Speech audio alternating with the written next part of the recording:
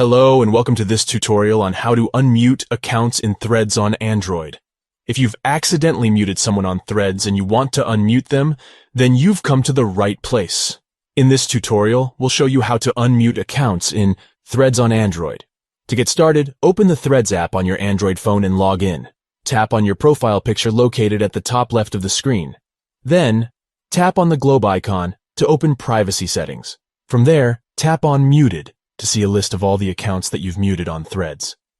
You can choose who you want to unmute by tapping on their profile and selecting Unmute.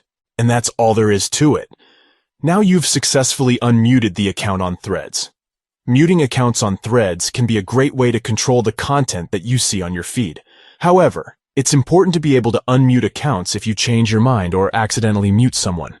In addition to muting and unmuting accounts, you can also customize other settings in Threads to make your experience more comfortable. For example, you can choose who can see your online status, who can add you as a friend, and who can see your story. One thing to keep in mind is that if you unmute someone, their posts will start appearing on your feed again.